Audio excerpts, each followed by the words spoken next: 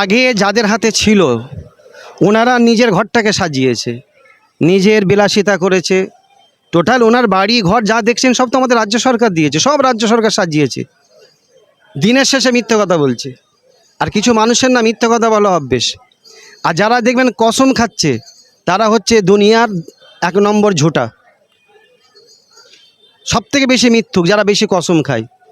আগে রাজ্য সরকার ভালো ছিল, আগে ফুরফুরা শরীফে রাজ্য সরকার এই দিয়েছে সেই দিয়েছে, খুব ভালো কাজ হচ্ছে ভালো কাজ হচ্ছে।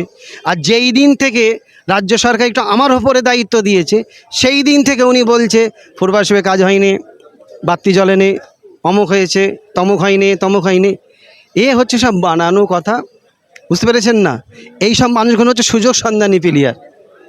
এদের কাছ থেকে দূরে থাকতে হবে বাংলার মানুষকে। আপনি কিছুদিন হলো দায়িত্বে এসেছেন, কিন্তু তার আগে কি কোনো উন্নয়ন হয়েছে বলে মনে করছেন? তার আগে ওনার বাড়িটা উন্নয়ন হয়েছে। ওনার বাড়ি দেখছেন না, ওনার বাড়ির আশপাশে 7টা হাইমাক্স লাইট লাগিয়েছে উনি। ওনার বাড়ির পাশে বাথরুম করিয়েছে সরকার করে দিয়েছে। সরকার জায়গা কিনে বাথরুম করে দিয়েছে, দেখবেন ওনার বাড়ির পাশে বাঁদিকে। ওনার বাড়ির পাশে যত লাইট, হাইমাক্স লাইট, নিজের বাড়ির যত চাতান ফাতান যত কিছু সব কিন্তু রাজ্য সরকার করে দিয়েছে। এখন যদি বদনাম করে, আর যারা না মিথ্যে কথা বলে না তাদের চেহারা গণিটা আস্তে আস্তে অন্যরকম হয়ে যায়, দেখবেন।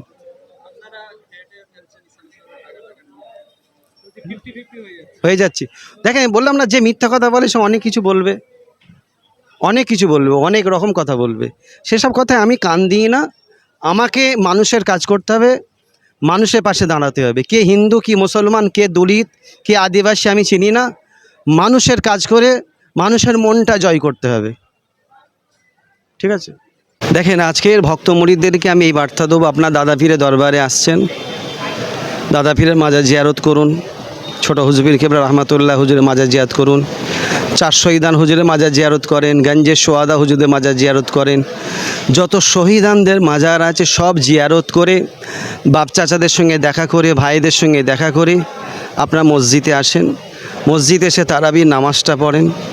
তারাবির নামাজের পরে একটু কোরআন শরীফ পড়েন, তারপর একটুখানি জেকের আজকার করেন, তাহাজ্জুদের নামাজ পড়েন, সেহরি খান, আবার ফজরের নামাজের জন্য প্রস্তুতি নেন।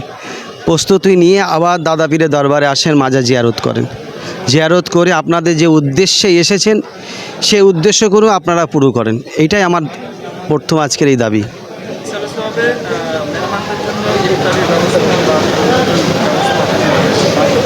ফুরফুরা শরীফে দ্বিতীয় দিন কেন, প্রথম দিন আমরা ইফতার করিয়েছি। শুধু আমি কেন, সকল ভাই সাহেবরা করিয়েছেন, বাপ চাচারাও করিয়েছেন। আমি যেমন আমার আব্বাজানের দরবারে আব্বাজান হুজুর পীর কেবলা ইফতার করাচ্ছেন, তার সঙ্গে আমরা যাতে মেহমানরা সুষ্ঠুভাবে খেতে পারে তাদেরকে বসিয়ে আমাদের খাদেমরা যেভাবে খাইয়েছেন আলহামদুলিল্লাহ খুবই ভালো খাইয়েছেন। আমি নিজে, আপনারা তো দেখেছেন কিভাবে মানুষগুলোকে খাওয়াচ্ছে।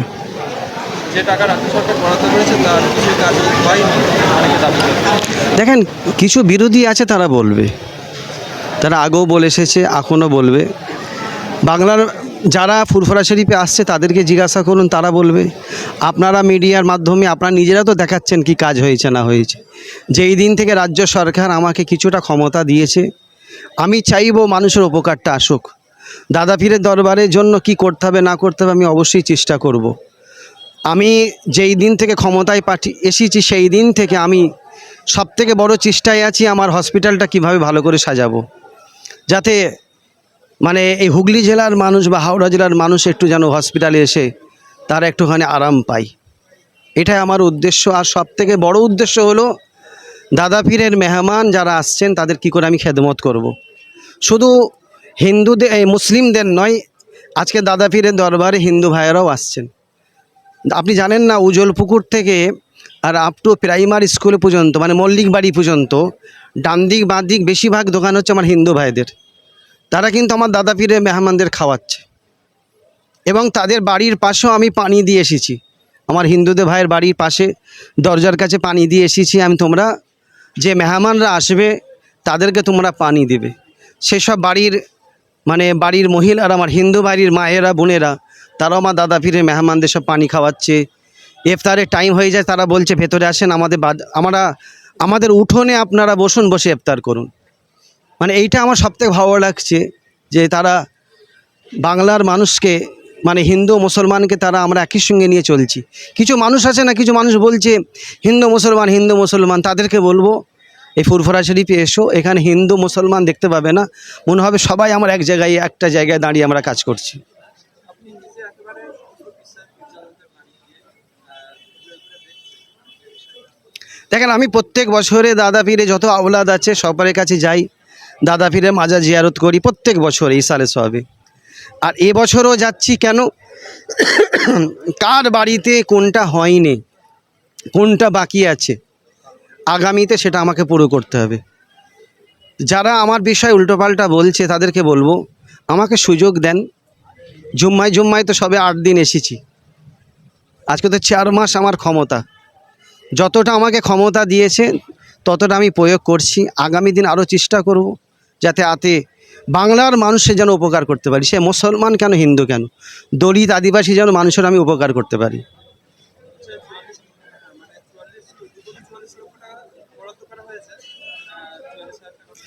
না 2,44,00,000 টাকা কে দিয়েছে, প্রমাণ আছে ক কোটি টাকা দিয়েছে? আমি তো নিজেও জানিনি ক টাকা দিয়েছে, আর তারা বলছে কি করে? কালকে যেমন আমার এক চাচা বলছেন যে গঙ্গাসাগরে নাকি 200 কত কোটি টাকা দিয়েছে, প্রমাণ আছে ওনার কাছে? দিতে পারবে আমাকে প্রমাণ? একটা সরকারি কোনো প্রমাণ দিক তো, যে রাজ্য সরকার 200 কত কোটি টাকা দিয়েছে, এটা আমাকে প্রমাণ দেখাতে বলুন তো। দেখেন, আন্দাজে অনেক কিছু বলা যায়, বাস্তবটাকে দেখতে হবে। আজকে ফুরফুরা শরীফে বলছে 2,44,00,000 টাকা দিয়েছে, প্রমাণ দিতে পারবে?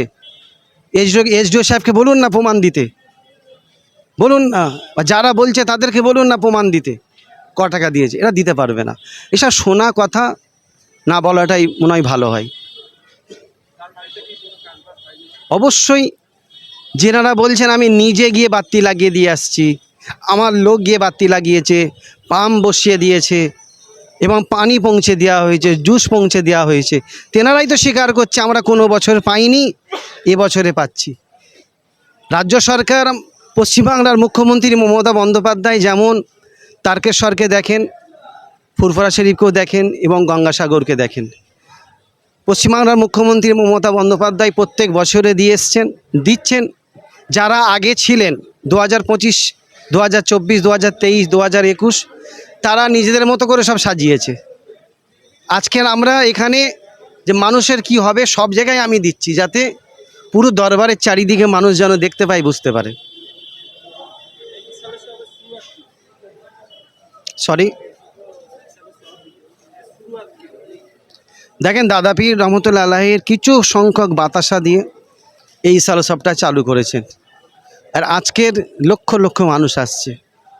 আগে 52 জেলার মানুষ আসতো, এখন এই সিলসিলা বাড়িয়ে আল্লাহ 52 জেলাকে বাড়িয়ে আল্লাহ পাক 97 জেলা করেছেন। এখন আমার দাদা পীর 97 জেলার কিন্তু এখন মুজাদ্দেদ। এখন তেনার যত ভক্তবৃন্দরা এখানে আসছেন, এসে তারা তাদের মতো করে জিয়ারত করছেন, সবার সঙ্গে দেখা সাক্ষাৎ করছেন এবং তারা আধ্যাত্মিক কিছু শক্তি এখান থেকে অর্জন করার চেষ্টা করছে।